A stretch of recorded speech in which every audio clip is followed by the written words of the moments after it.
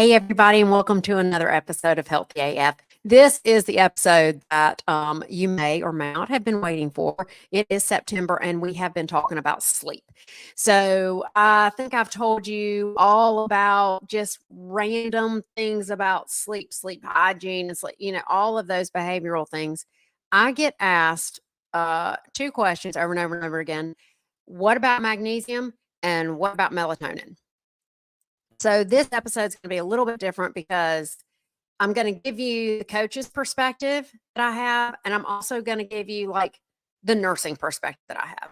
So this episode, if you please check the show notes, you're going to have like a whole slew of links to click on videos, on studies, on like I personally could really like geek out on the science, the neuroscience, the biochemistry happening in our bodies, and like, well, how does magnesium do that? And what does it matter? How it, like I could really get going on all that stuff because that's something I love. So I'm going to give you the resources in the show notes. So if you want to dive deep and get all crazy town, you can do that. Also, fun fact, you don't have to spend your whole day. Like I remember when I was getting my master's for becoming a nurse practitioner, it meant like all day on the like PubMed search engine, which was not, like you had to go in through your university to get to it, and doing all the searches for all the abstracts, but all you could get were the abstracts. And then you had to go to the library at the university and like, use your copy card to copy all these articles. You come home with like 27 articles, have to read through all of those. Half of them didn't work. 3 of them were on the wrong thing. 4 of them didn't apply. And you'd, have those like 5 articles that you were living by. Oh my gosh, it's so much easier now. You don't have to do that. I'm including a couple links for 2-minute neuroscience videos on YouTube. They're really great. They're pretty accurate from what I could tell. And you can just get a 2-minute research, on melatonin and magnesium in your pineal gland and your brains and your neurotransmitters and how all that stuff works. So I hope I've done some of the legwork for you. When we talk sleep, I have said most of the time when people come to me and they start working and they've got this whole list of the things in their life and their health that they want to address, and we finally say like, okay, where's the first place to focus right now? What's the first step? It comes up all the time for me: sleep. I need to do my sleep. Okay, great. Even when I'm really surprised, no, they always pick sleep because sleep is such a core component of our mental health and motivation, and gives us sort of like the power and the drive to do all the other things. Okay. So we talked about behavioral patterns of sleep. What about adding in magnesium? So I actually wrote my notes up so that I don't say these things wrong. And please forgive me too if I butcher some scientific something. It's not a strong suit for me. Magnesium. Okay, so when you think about magnesium, I want you to think muscles and nerves. Magnesium is it's just an essential mineral that we have, and we get it in our diet. It contributes to like 300 processes in your body, 300. So it's not one of those like, yes, you take magnesium and then this one thing happens in your body. It's not like that. Okay. In fact, when you think about muscles and nerves, you might think about like muscles and nerves, like your brain is telling your finger to move, nerves. But I want you to think a little deeper than that. Now, when we think magnesium, we think like it just like settles us down a little bit. Well, how does it do that? And how does a muscle settle down? How does a nerve settle down? Well, magnesium helps that happen. Okay. So when you think about your muscles, I know when I'm trying to go to sleep and I get that restless leg feeling, like there's electricity in my legs, or like they just need to kick, or they're a little bit itchy, but not like scratchy itchy, but just they feel itchy. If you've ever had restless leg syndrome, you're probably like nodding, like, yeah, girl, I got it too. Yeah. So magnesium is really good for that because it just settles those muscles down. Well, you also have muscles in your blood vessels. So what happens when we settle down a muscle that's in our blood vessel? The vessel opens up, our blood pressure goes down. So magnesium can affect your blood pressure in that way. Um, your heart, of course, is a muscle. You have all these cramping, recovery after sport. All of that is impacted by how much magnesium we have, not only in our bloodstream, but in our tissues. Okay, that's two different things, right? We could talk for days about you can put something in your mouth. That's not guaranteed. It's going to go through your gut into your bloodstream and then into your tissues and then get processed and filtered back out. That's not a guarantee. All we know is that we're putting it in our mouths. Okay. So, and supplements are funny like that. When we talk about supplementation, we talk about, well, sometimes it's more readily available if we eat it from food rather than taking a supplement. Different forms of magnesium have different availability. So you might take 400 milligrams of that magnesium, but your body might only be able to absorb and utilize 100 of that. So there are just so many things to talk about. And I want to give you enough that we tell you what you can use, tell you how to find the deeper dive stuff, and never let you believe that it's just super simple because it's not super simple. Okay, so let me just check out my paper here on my magnesium. For one thing, I'm going to give you a link in the show notes to a video that I really like that goes over different types of magnesiums. You can Google different types of magnesiums. You'll find videos that come up that are like 7 types of magnesium, 9 types of magnesium. Because we combine magnesium with something else, like magnesium oxide and magnesium chloride, all of those types of magnesium, because of what it's bound to, are going to react differently in the body. They are going to be absorbed differently in the body, and they are going to give you a different benefit. So if you really need to poo, and that's all you need to do, I just got to poo. I'm so constipated. Hit you some Magox and sit near the toilet. That's what we used to do in nursing. They'd be drinking that Magox, and the next thing you know, we are cleaning some stuff up. And that's okay, right? Probably that's not one you want to use to help you sleep. So if you're looking for sleep, we talked about how magnesium helped muscles and where muscles were, and some of the effects you could see when you take magnesium that relaxes your muscles. But we didn't really talk about nerves. So magnesium also sort of settles those nerves down. So it has been shown to help people fall asleep easier and have better sleep quality. The data is not like super extra solid on that, but there is data out there talking about magnesium giving you an easier time falling asleep and better sleep quality. So knowing that there are different types of magnesium, and knowing that each type works a little bit differently in the body, and knowing that each of us have different needs, you've got resources now to go look at different types and decide what you'd like to start with on your little magnesium journey. I will tell you that I recently made the choice to do a 3-in-1, actually magnesium. It's a blend where it blends 3 different types of magnesium. I chose magnesium glycinate.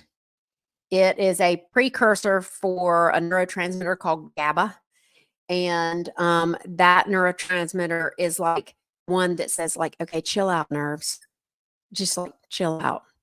So for me, you know, this is so funny. I got a little ADHD, right? I'm going, I'm going. I might feel anxious. And that's going to like sort of help that settle down. And that's really going to help me get to sleep. I also chose 2 others. And these two are very similar and they cross the blood-brain barrier. Now, if you're not familiar with blood-brain barrier, basically what that means is your brain has a little gate, for lack of a better term, that keeps crap out and lets brain appropriate stuff in. Okay, it's called the blood-brain barrier, and only certain things can pass through. So these two types of magnesium pass through the blood-brain barrier. One is L-threonate. It has a great neurological effect and does help with the anxiety, the depression, the ADHD, and the memory. Now, there's some studies about that in Alzheimer's dementia. I don't even want to get into that. I don't know if they're solid enough to really suggest anything, but that is in the cooker. So if you have a concern about Alzheimer's or dementia, you might want to do your own research on the magnesium L-threonate and the magnesium taurate. So similar effect there. It's been linked to decrease migraines. And the reason I chose it, because there are some rat studies that show a possible slowing of cataract development. And at 51, they already told me that I had some early cataract development. So I was like, okay, yes, please. I'll take the glycinate and the L-threonate and the taurate all in one big box so that I can sleep well, poop in the morning, have less anxiety, depression, ADHD, mind racing, maybe better memory with that Alzheimer's gene that I do have, and put off some cataract development. Okay, so that is how I chose what magnesium I wanted to take. That's where the nurse part of me stops. That's the nurse educator part. I've told you, a good starter so that you'll know the next steps to take. The coach part of me is going to tell you this. I don't know what you need. I don't know what you want in your life to have or what is the biggest thing that's you're struggling with right now. I do know if you try something, you're going to find something out. So it's not terribly expensive to buy a supplement. You want to buy a supplement, start slow. With magnesium, you're going to know if you have too much because you're going to start pooping. And it's not going to be like, don't worry, you're not going to go from like, I haven't pooped in a week to like, it's running down my legs. You're not going to go from there to there with one magnesium tablet. But you're going to want to start with one capsule and see what effect you're getting. Try it for maybe 3 or 4 days. And then you might want to increase to 2 caps. Take it slow, dance with it a little bit, see how you feel, see how your muscles feel, see how your mood is, see what your poop is doing. Magnesium has a very long half-life. And what that means is that it stays in our bodies. So if you take some one day and then forget it the next, it's probably going to be okay. And you might even find that what works for you is to have more of a schedule where you take it 3 or 4 days in a week and then don't take it the other times. Now, I'll also tell you, you can get magnesium in food. But we've got this thing going on right now in our food supply here in America, at least, where you really don't know how many nutrients are in the soil. So you don't know. I know how much, maybe you can find how much magnesium was in your green leafies in the 1950s. It's going to be different than what it is now. And you've got that, what's the bioavailability? Can my body get it in? Can it utilize it? So I hear the argument, but we can get it in our food. But my counter to that is yes, but most of us don't. So I don't ever say to people a magnesium supplement is bad to try. I think it's a great choice to try and listen to your body on what your body is telling you. It's relatively safe. You might have a few softer poops than you want to have, and that's really going to be only sort of thing about magnesium that might get in your nerves. Okay, so that's magnesium. Let me see. Make sure I told you everything I need to tell you about that. Yep. Okay. Melatonin. Let's go to melatonin. So, melatonin is a natural hormone that's produced in our pineal gland and helps with our circadian rhythm. So, what that means is it helps you know that when the sun comes up, it's time to get up. And when the sun goes down, it's time to go to sleep. Now, when you talk about supplements, I think you first got to talk about, well, when you talk about a natural like neuro hormone that is produced in our body that now we are supplementing, you'd never just like, oh, I'm just going to take some estrogen today. You can do that, right? You would not treat it like you were just grabbing something off the CVS shelf. You would treat it like you need to be mindful and understand. And I think that's where some of my rub comes with melatonin supplements, is because I hear so many people who are struggling with sleep, their first intervention, it's not sleep hygiene, it's not a little bit of magnesium, it's not, looking at how they set bedtime alarms or what their stress level is or whether or not they're eating right before they go to bed. It's none of that. I need melatonin. And I'm not down with that. I think there are a lot of other things you can do before you do melatonin. That being said, when my marriage ended and my world was upside down, this girl took some melatonin. Okay. There is a time and a place. When you are in times of stress, transition, grief, change, those bouts of insomnia that are short lived, that's a great time to use some melatonin. When you're jet lagged, great time to use a little melatonin to help your body. I'm looking more at sustained long term use.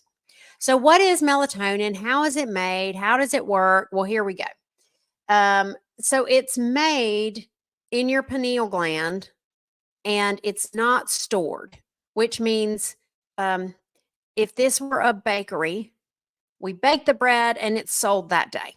Okay, that's it. We don't have any more. We don't have, 3 weeks a day old bread. When the melatonin is made, it is secreted, which means your body has to have an on-off switch for this is when we secrete, this is when we do not secrete. This is when levels are high and needed, this is when levels are low. Levels are high when it is dark outside. Our pineal gland knows to make and pump out melatonin when our retinas detect that good outside natural light. Okay, so I'm going to say that again. Our pineal gland knows when to make and pump out melatonin when our retinas are seeing natural. Ooh, that's completely backwards. My bad. I'm going to start that all again. Okay, because this is important. It's an up-down ratio.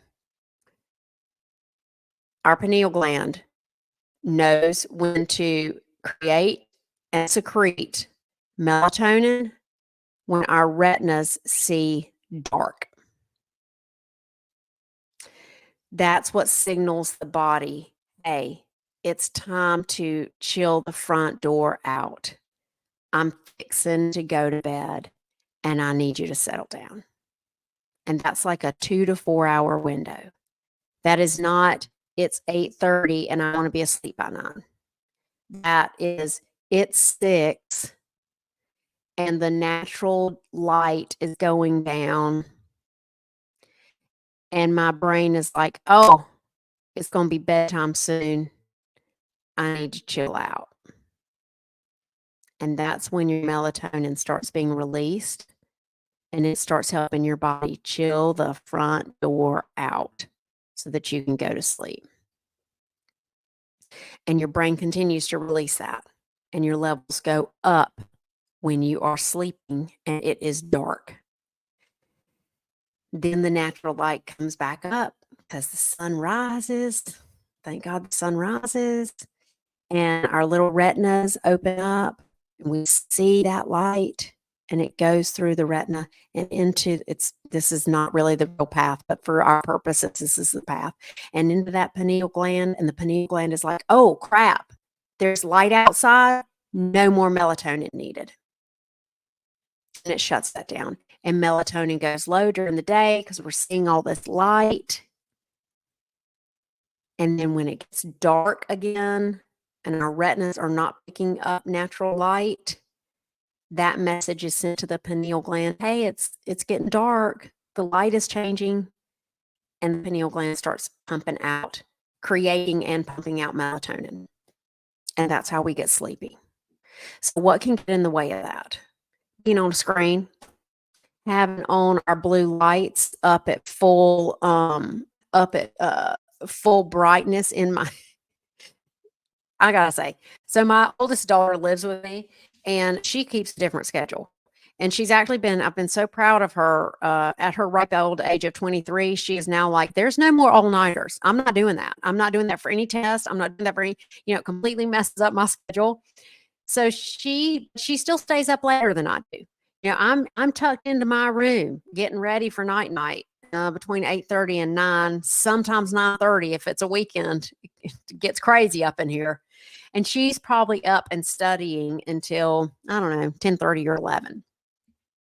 So when I'm ready for it to be dark, when the sun goes down outside, maybe, I don't know, between 5:30 and 7, really depending on the season, I'm cutting lights off in the house. Well, she still needs to be like up and awake and ready to study. So she's like, Mom, you're killing me cutting out the lights. And we sort of have this funny / not funny war in our house about, do we have the yellow light lamps on or do we have the overhead blue light can lights so that she can see what she's doing here? Our brains need different things at the same time of day. So you can help your body secrete and create melatonin by two really ways, a lot of ways, but two ways that come to mind. Going outside in the morning with your naked eyeballs, not being beside a window, which is good, but best is to take those naked eyeballs outside and see that morning sun, see that morning light, and then to do that again in the afternoon so that your little retinas can, oh, it's this time of day. All right, come on. Or it's that time of day. No, cut off. Or you can adjust your indoor lighting so that when it's about that time that it's getting darker outside, 2 to 4 hours before you go to bed, you're going to want to decrease your lighting inside and change it from any blue to like a warm light. If you're going to take a melatonin supplement, that's the time to take it. It's not 30 minutes before you go to bed like you would a pharmaceutical sleeping pill. It's the time that it's like a 2 to 4, like this is the time that I need my body to start recognizing that I'm ready to chill out. Okay. All right. So now now that I said it right about 14 times, how your body makes, secretes, and utilizes melatonin and what kind of message it gets from your eyeballs to make that happen. So if you sleep until 2 p.m. and you get up and you take your naked eyeballs outside, that light is different from 6 a.m. light. So if you are a night owl, late morning sleeper, or even early afternoon sleeper, your melatonin might be a little wackadoodle. And that might be a good time to work with your care provider. And you might want to be using some melatonin supplements, treatment, so that you can readjust that sleep schedule. Same like you would for a jet lag situation. All right, let me see if I've told y'all everything I want to tell you. Melatonin, of course, helps you fall asleep faster, signals from the retina, light, dark. Okay, this is what I wanted to end with. Because we make and secrete melatonin when we get a signal or don't get a signal, and we don't store it up, we call that feedback. When our bodies sort of check the levels of a substance in our bloodstream and check different signals to produce or not produce hormones, we can sometimes interfere with that if we throw more hormones in. So when we look at feedback loops in our bodies and how our bodies naturally regulate, let's say I have 100 whatever units in my bloodstream, and when that substance drops down to 60 units, my body is then told, oh, create more. We need more. Likewise, if I had 120 units of whatever it is, our bodies might be like, oh, no, no, no, you need to stop. So we have those regulators in our bodies. It's the magic and beauty of science and art and nature and spirit all in one thing, right? My concern with melatonin, especially on the long-term use, because there's no really good studies on long-term use of melatonin, is what happens to our own natural regulations when we throw melatonin in there. I don't know the answers to that. Or I really do not know the answers to that. But that is one of the reasons why I'm like, oh, long-term melatonin use. I'm not real sure about that, particularly if we haven't gone through all the other behavior changes that we can do, including getting outside early, getting outside in the afternoon, all the sleep hygiene, chilling the front door out with herbal tea and warm showers and all of those things. Those would be my first choices because I don't know the long-term effect of melatonin. And, melatonin is relatively safe. So if you are on the fence about, okay, I'm ready to pop a pill to help me sleep, and I'm looking at, do I want to take an Ambien or do I want to take a melatonin? Take the melatonin. There's no withdrawal symptoms. There's no addictive or dependence that you can get into with melatonin, like you can get into some of the other like pharmacology kind of benzodiazepines or any of those other drugs.